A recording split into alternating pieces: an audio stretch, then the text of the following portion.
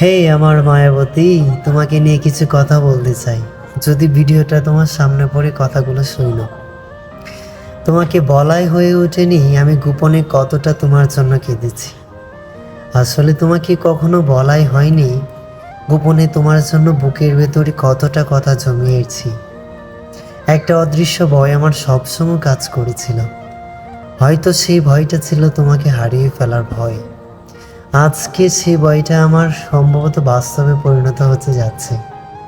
কি বলবো আমার কথা, তুমি হয়তো আমাকে কখনো বুঝতেই পারোনি।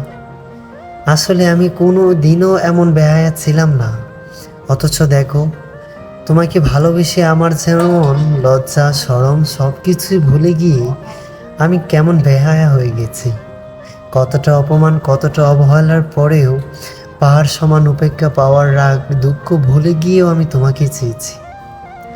তুমি জানতেও চাওনি যেন এই জগতের সবচেয়ে খারাপ মানুষটাই ছিলাম আমি। অবহেলার পাত্র হিসেবেও একদিন আমি তোমার সামনে এসে দাঁড়াবো, হয়তো আফসোস না হই, কিন্তু কোনো একটি বিষয়ের কারণ হয়ে দাঁড়াতে চাই। তুমি ভালো থেকো। আর একটা কথা বলতে চাচ্ছি, আমাকে হারাতে দিলে আজকে বা কালকে একদিন না একদিন তুমি ঠিকই বুঝবে। ঠিক সেদিন আমাকে খুঁজবে, তখন আমি থাকবো না এই শহরে।